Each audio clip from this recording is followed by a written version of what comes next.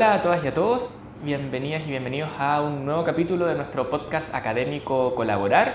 En este capítulo estamos con dos profesoras de la Escuela de Ingeniería Civil, quienes nos van a contar un poco sobre el desarrollo de un proyecto de innovación que desarrollaron durante el 2025, donde trabajó principalmente la virtualización y el cambio de modalidad de un curso presencial a un curso en un formato ya con características más virtuales o e-learning, ¿ya?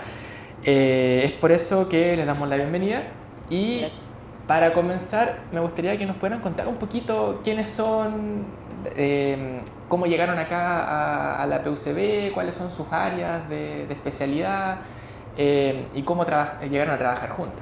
Les cedo la palabra. Hola a todos, mi nombre es Betsabeth Suquillo, soy doctora en Ingeniería Civil por la Universidad de Chile. Actualmente estoy trabajando en 3 líneas de investigación enfocadas principalmente, la primera, modelamiento avanzado no lineal de estructuras de hormigón armado.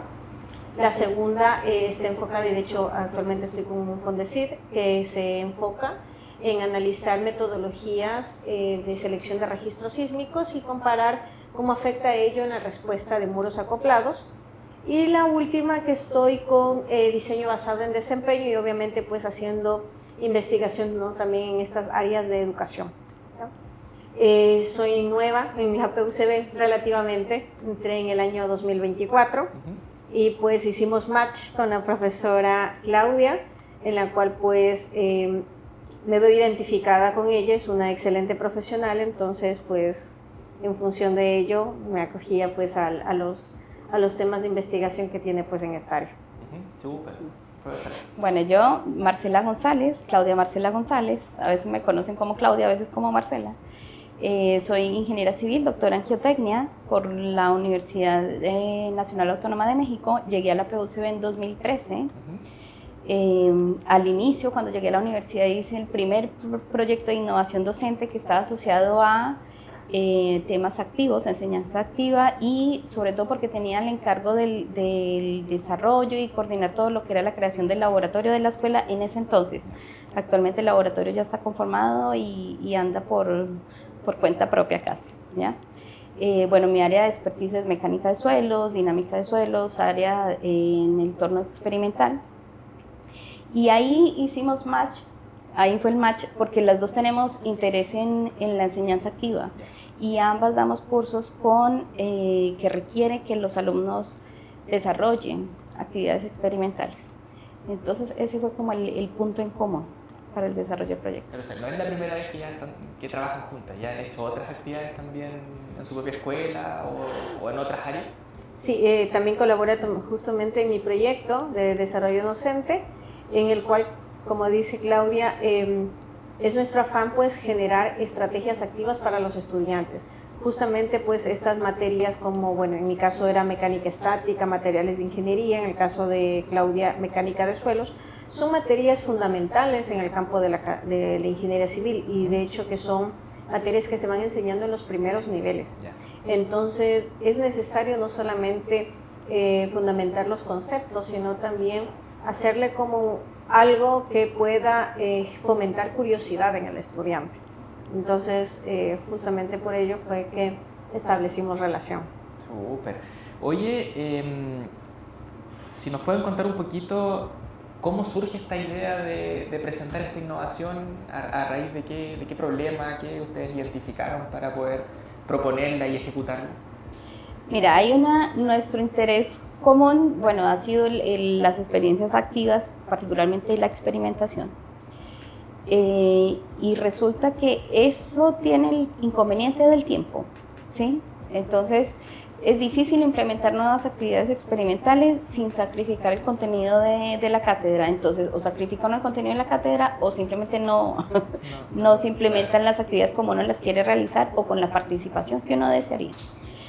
Entonces, de allí que surge la modalidad e-learning como un camino que aportan las tecnologías digitales, que ahorita las competencias de los alumnos en ese sentido, y además brinda el escenario como para hacer una selección de actividades presenciales trascendentales o relevantes para el aprendizaje de los alumnos.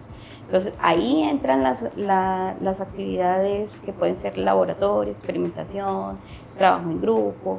Entonces fue como una vía de complementar, hacer las actividades de laboratorio, darles más énfasis, que el alumno pueda tener una actividad más entretenida y además aportar en la parte de las competencias digitales. Entonces, claro, sin desechar o sin no ver todos estos contenidos más teóricos que van a estar disponibles obviamente en plataformas, su aula virtual, en un formato más dinámico, si no me equivoco, que también ahí hicieron modificaciones. Claro, por supuesto. O sea, igual hay contenido teórico clave que sí o sí tendrá que seguir siendo presencial, por el tema de resolver preguntas, ahondar en las explicaciones clave. Entonces hay una selección así bien minuciosa de qué es lo que debe de ir en formato presencial. Oye, si nos pueden contar un poquito cómo fue, cuáles fueron dentro de las principales acciones o actividades que tuvieron que ir desarrollando para poder implementar este cambio de la modalidad del curso. Bueno, la primera actividad fue revisar el sílabus, detallar el sílabus y incorporar el tema de la definición de lo que es B-Learning para la universidad y desglosar como muy al detalle cuáles eran las actividades y la carga de tiempo de esas actividades. O sea, sincerar qué actividades son las que se hacen, las que se quieren implementar, cuánto tiempo lleva cada una de ellas, siguiendo también lineamientos y recomendaciones de cursos que se han tomado aquí dentro de la universidad, y partir por esa contabilización, el tiempo. Ya después de eso, hacer la distribución, que se va a aprendizaje autónomo, sincrónico, asincrónico, y qué es lo que se va a presenciar. Ya de ahí es simplemente gestión, coordinar, bueno, con las personas que hacen parte del proyecto, la distribución de trabajo, cómo vamos a elaborar, cómo vamos a trabajar, la coordinación de materiales, cuáles son las fuentes de información de donde se va a tener los recursos, si se va a generar el material, las aplicaciones que vamos a utilizar fue un tema, claro. O sea, qué instrumentos íbamos a utilizar, qué herramientas, el ChatGPT, el Canva, el Genial, y cuál de esas nos servían, y bueno, y ahí ya era encaminar y empezar un trabajo muy constante, muy disciplinado. Oye, ¿el equipo lo conformaron más personas? ¿Trabajaron con más docentes o estudiantes también que los apoyaron en el proceso, cierto? Sí, totalmente. Fuimos 4 profesores y 3 ayudantes. Estudiantes, bueno, el primer semestre eran estudiantes, el segundo semestre ya eran alumnos, porque los estudiantes escogieron así muy minuciosamente, fueron chicos con muy buen desempeño académico, y chicas, 2 chicas y un chico, muy buen desempeño académico, muy meticulosos, muy disciplinados, y que retroalimentaban muy bien desde el punto de vista de alumnos, cómo ellos ayudaban a generar este cambio, pero al mismo tiempo ellos como que hacían la autoevaluación, si a mí me hubiese gustado, si a mí me hubiese tocado, esto me hubiera aportado así o me hubiera gustado así, ya habían visto el curso, entonces aportaban estos cambios para ellos, que es lo que hubiera sido mejor valorado. Entonces fue muy enriquecedor con ellos. Por parte de los profesores, bueno, estamos nosotras 2 profesoras de la escuela, que aportamos la verdad es que todos aportamos con ideas y al inicio, y a dar el lineamiento como de lo que debíamos de hacer, pero también está la profesora Jacqueline González, que es la jefa docente, entonces ella aportó desde el punto de vista de los procesos administrativos en cuanto a cuál era el lineamiento correcto que se debía de seguir con el B-Learning. Hicimos contacto con la parte central, principalmente con el sílabus, que era la parte inicial del proyecto. Entonces buscamos encajar con el concepto del B-Learning de la escuela, no hacerlo por nuestra cuenta y después darnos cuenta de que debía de ser así, no, sino entonces fue muy importante la parte administrativa. Y también estuvo el profesor Sergio Basáez, que es experto en enseñanza, entonces con él fue muy bueno porque él nos ayudó bastante con la parte de manejar las herramientas tecnológicas y el uso del aula virtual. O sea, iniciamos con con actividades, bases de datos en aula virtual, generación de formularios, y con él fue muy, muy enriquecedor porque resolvía las dudas de los estudiantes, resolvía mis dudas, siempre estuvo dispuesto en todo momento a resolver dudas y ayudarnos a asesorarnos en ese sentido.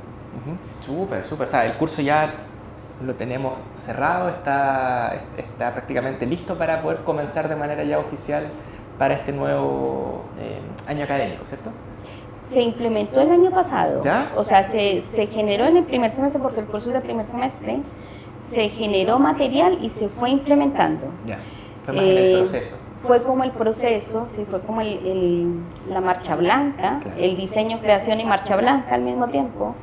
Y ahorita ya vamos más encaminados, ya entramos con material listo, ya podemos favorecer actividades presenciales. Y bueno, y sigue avanzando, o sea, no termina porque Claro, la generación de material, o sea, hay se va que reinventando darle una vuelta a lo que constantemente. ya tenemos, ver qué podemos optimizar, ver qué más podemos hacer. Sí, es algo Así que que continuamos con eso. algo que nunca para, y la retroalimentación y feedback de los estudiantes que lo van probando, súper. Oye, ¿les parece que pasemos entonces a la segunda sección de este capítulo que tiene que ver con las dinámicas? ¿Sí? Perfecto. Entonces, a nuestro público le recordamos que estamos grabando nuestro capítulo de podcast sobre los proyectos en nuestro podcast académico Colaborar. Estamos acá en Casa Central, en el tercer piso, en Vicerrectoría Académica, porque si se escucha alguna bulla, ¿no? Hasta el momento no se ha escuchado nada, ha salido todo bastante bien. Y vamos a dar paso entonces a nuestra segunda sección que denominamos las dinámicas, y acá las profesoras han elegido dos en particular. La primera, que es la ronda de conceptos, donde nos van a contar 3 conceptos que ellas creen que son los que mejor representan o destacan el desarrollo de esta iniciativa. Ya nos van a decir el concepto y explicar brevemente por qué se quedan con ese concepto. Profesora. Bueno, yo escogería digital o tecnología digital. Por el hecho de que una de las prioridades era implementar justamente acciones y materiales para fomentar las competencias en tecnologías digitales en los alumnos. ¿Ya? El otro es activo, porque esto partió para favorecer las experiencias activas dentro de clase, pero también los instrumentos digitales hacen un aprendizaje activo porque el alumno se tiene que involucrar más en su autoaprendizaje, así que activo sería otra palabra relevante. Y la tercera que escogería sería autónomo, porque al ser modalidad e-learning, la mayor parte del tiempo, más del 50%, va por autoaprendizaje. Claro. Así que la autonomía es medular para este tipo de proyectos. Súper, son 3 conceptos que representan igual 3 características clave hoy en día de las y los estudiantes o de los futuros profesionales. Saber trabajar con tecnologías digitales, trabajar bajo un ambiente de un aprendizaje activo y sobre todo la autonomía, que es algo súper esencial que todos deberíamos tratar de desarrollar, ¿ya? Profesora, le toca a usted su dinámica y acá se ha seleccionado entonces los 3 deseos o 3 anhelos educativos. Si nos puede contar un poquito cuáles son estas 3 ideas que ustedes esperan de los futuros profesionales de su carrera. Bueno, creo que el primer deseo es que pueda generarse una conexión una conexión real entre la parte teórica con la parte experimental. Ya, actualmente se observa bastante como una desconexión entre los niveles inferiores con los niveles superiores, y es muy normal porque necesitamos como seguir una línea y ir avanzando en proyectos de niveles superiores para poder entender como los conceptos que vienen desde abajo. Entonces, como uno de los primeros anhelos sería como generar esa línea, esa conexión entre lo básico hasta lo más profundo, lo más complejo. Mi segundo anhelo en realidad sería que los estudiantes puedan tener conciencia de que todo lo que se enseña en clases les va a servir en el futuro. Ya que no lo vean únicamente por una nota o no lo vean únicamente por salvar el semestre, ya, sino ser conscientes de que todo lo que se va aprendiendo día a día va a servir en el futuro. Y el tercer anhelo, yo creería que también me gustaría bastante, es que sea muy experiencial, muy activo, y no solamente eso, sino que hay una inmersión digital, ¿ya?, en todas las asignaturas. Esas creo que serían mis áreas. Súper, súper. Con esto entonces damos por cerrado nuestra segunda sección, las dinámicas, ya con la ronda de los 3 conceptos y con los 3 deseos educativos. Vamos a dar paso entonces ahora a ya la última parte de nuestro podcast, la cual las voy a invitar a que podamos hacer una especie más de evaluación, de reflexión sobre lo desarrollado en este proyecto, ¿ya? Si nos pueden contar un poquito, ¿cuál fue el principal aprendizaje que ustedes logran rescatar de haber desarrollado esta iniciativa? ¿Con qué se queda? ¿Qué fue lo que más valor tuvo para ustedes? Bueno, por mi lado, yo pensaría que el valor es como abrirse a nuevas posibilidades, a nuevas actividades dentro del aula. Como profesores, como a desarrollar esa adaptabilidad que debemos de tener en torno al perfil no de estudiantes, de personas que tenemos actualmente en el aula. Eso yo creo que en el fondo es lo que estamos buscando y lo que es trascendental del proyecto, porque realmente es un cambio en lo personal. Siempre he velado por la parte experimental, y ahorita más fue por curiosidad el tema de empezar a ver el e-learning, y ahí empecé a ver cómo podía ser la conexión de estas dos cosas, y de verdad que ha sido muy grata la experiencia, y ver la reacción de los estudiantes ante esos cambios es sorprendente. Bueno, estamos en un mundo cambiante donde la tecnología está aquí. Entonces, este es un proyecto bastante innovador, valioso, sobre todo que te da la posibilidad de que el estudiante sea partícipe de su aprendizaje y que sobre todo maneje su tiempo. Claro. Muchas veces lo que pasó, la pandemia, era algo que no se podía prever. Entonces, con estas diferentes modalidades se puede tener la misma rigurosidad, el mismo concepto, el mismo nivel académico que se espera de forma presencial, pero a través de una pantalla. Claro, usted ya lo mencionó antes la profesora, como elemento clave el tiempo que dedicaron en seleccionar los contenidos, en hacer esta curación de materiales, en preparar, en diversificar los formatos. Entonces no es que va a haber un conjunto, un repositorio de información, sino que es información previamente revisada por el equipo, probada, validada por los estudiantes, que mantiene un poco la calidad de la enseñanza que ustedes quieren generar en su docencia. Oye, si vemos ahora el otro lado, ¿qué cosas ustedes quizás cambiarían o se dieron cuenta de que lo tenían presupuestado en una primera instancia y no les funcionó y que tuvieron que hacer una modificación? Mira, surgió algo curioso y tiene que ver con las tecnologías digitales y prácticamente este proyecto es, además de los cursos, el acercamiento a esta área, y es que el proyecto inicialmente se pensó para, en cuanto a tecnologías, utilizar la aplicación de ChatGPT y yo creía que con esto iba a ser suficiente, con la versión premium, y con eso generamos el material. Pues resultó que no, resultó que no, que hay muchas herramientas que podían optimizar. Fue una cantidad de trabajo impresionante llevar porque se quería el formato digital, pero además el formato digital interactivo. Claro.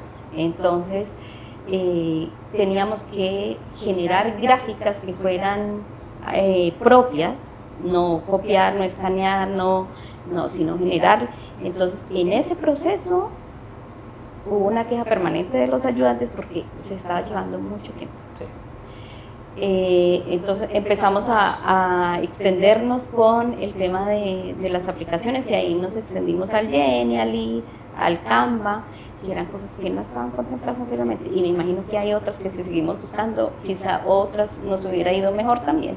Claro. Entonces, hace parte de irnos adaptando, ir conociendo este mundo digital que es bien grande. Cambia constantemente y que no sabemos, mañana va a salir otra herramienta con mejores facultades y vamos a cambiarlo, o a Jenny le va a comprar otra aplicación y va a cambiar de nombre, todo cambia tan rápido que al final hay que estar pero en ese constante búsqueda de ir viendo cuál es la mejor opción para las características del curso. Y viendo también actividades que sean idóneas, obviamente, pues para capturar esta curiosidad del estudiante. Claro. Y a través de pantalla. Sí, porque no sacamos nada, claro, que sea puro video, solo cuestionario, hay que ir alternando, hay que ir encantando principalmente al estudiante hoy en día para que no lo vea algo rutinario, no sea tan como latoso para ellos acceder al conocimiento, sino que se sienta encantado por aprenderlo. Ahora, lo otro también que ocurrió también en ese sentido son toda la cantidad de herramientas que tiene el aula virtual. O sea, en realidad nosotros le damos un uso súper básico al aula virtual. Nosotros teníamos la idea de generar juegos, generar bases de datos, generar las evaluaciones formativas, y algunas actividades considerábamos que teníamos que hacerlas con otro software, otros programitas. Y bueno, y ahí fue súper valioso el aporte de Sergio, porque claro, nos decía, pero es que en el aula virtual se puede hacer, y empezábamos, teníamos dudas, y él rápidamente nos explicaba, no, tienes que hacerle así, así, y eso fue lo que aplicamos y dio excelente resultado.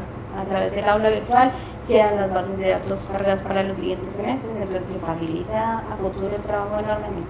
Es una gran cantidad de trabajo que se hace inicialmente, pero a futuro la verdad que se compensa demasiado. Súper. Oye, ya para ir cerrando, ya lo mencionaron un poco el tema de las proyecciones, porque esto es algo que lo fueron probando en el camino, que ahora ya se viene prácticamente como la puesta oficial del curso, pero ¿cómo visualizan ustedes este proyecto, estas acciones, como la escalabilidad que pueda tener? Quizás, ¿cómo ven que esto se pueda mantener en el tiempo, o quizás tomar otras asignaturas y poder pasarlas a un formato similar? ¿Cómo ustedes pueden ver esta experiencia? Bueno, yo considero que el proceso que se realizó, el paso a paso que se hizo, está documentado. Entonces eso va a servir netamente para que en otras materias se pueda seguir con el mismo procedimiento y poderlo seguir aplicando. Y justamente aparecen pues muchas más herramientas digitales en las cuales se puede pues ir apoyando. Entonces es un proyecto bastante escalable, principalmente pues por el paso a paso que se dio, el procedimiento que se llevó a cabo y que está documentado. Súper. Bueno, lo otro es la publicación. El proyecto consideró una publicación que se generó un póster y fue publicado en un Congreso Internacional de Innovación en Educación Superior.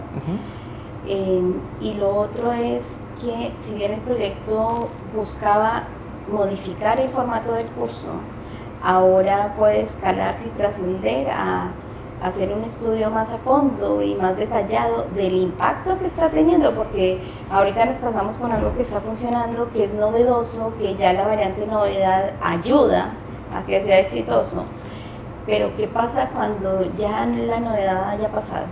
Entonces como que no termina allí, como que hay que seguirlo estudiando y hay que seguir adaptando. Entonces tenemos buenos resultados ahorita, es bueno que otros profesores se animen también por esta vía, pero también hay que seguir a tono con la tecnología, hay que ver qué otras cosas van saliendo, o sea, el camino no para, ni ahora claro. Ni el año entrante. Este fue el puntapié inicial recién de este cambio metodológico, y de aquí hacia adelante, claro, eso es un poco lo que esperamos con los proyectos, que todas estas innovaciones o todos estos cambios no termine cuando finalice el proyecto, sino que, como ustedes lo acaban de mencionar, sea el puntapié inicial para seguir en esta senda de la innovación en función de mejorar el aprendizaje de sus estudiantes. Principalmente eso es lo que apuntamos con estos proyectos. Ya ahora sí, para ir cerrando, me gustaría que pasemos ya a la parte final de este podcast, donde las invito a que ustedes puedan darle algún mensaje, algún tips, alguna recomendación a sus colegas, ya sea de su unidad académica, de su facultad, de la universidad en sí, para que se atrevan a salir de esta zona de confort, a realmente ver problemáticas que ocurran en su docencia y atreverse a hacer innovaciones y mejorar sus prácticas docentes. No sé qué tips, qué recomendación, qué consejo ustedes le podrían dar a sus colegas, y ahí si quieren se pueden dirigir a nuestro público y para dar estas ideas. Bueno, yo como reflexión final te podría decir que como docente tenemos una carga bastante importante porque estamos formando futuras generaciones. Depende de nosotros qué tan curiosos lo hacemos, qué tan reflexivos nos hacemos.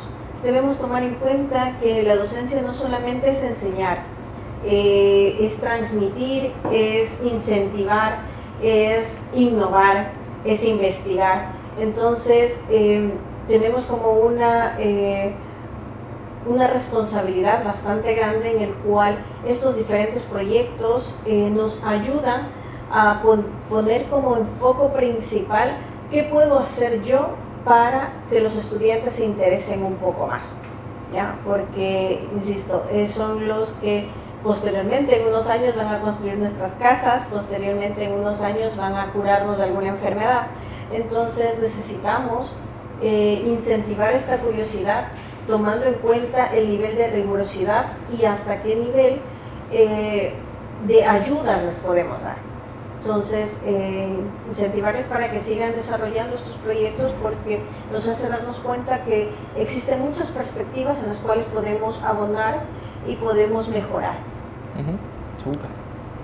Bueno, por mi parte, pues yo invito a que seamos innovadores, a que pensemos y meditemos realmente en nuestra docencia.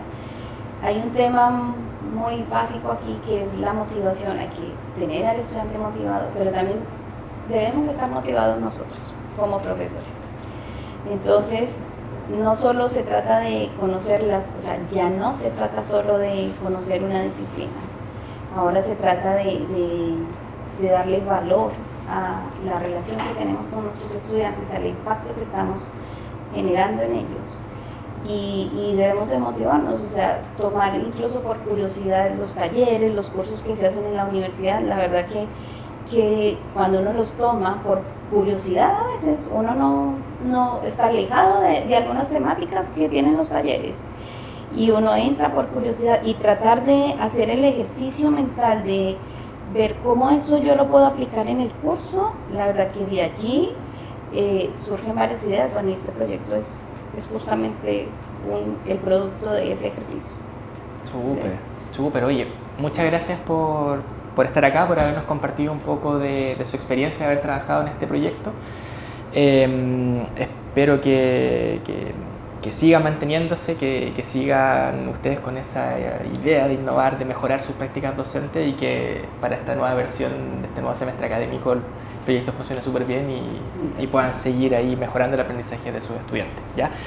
Y a nuestro público los dejamos y las dejamos invitadas a que nos sigan escuchando y viendo en un próximo capítulo de nuestro podcast académico Colaborar. Muchas gracias. Gracias.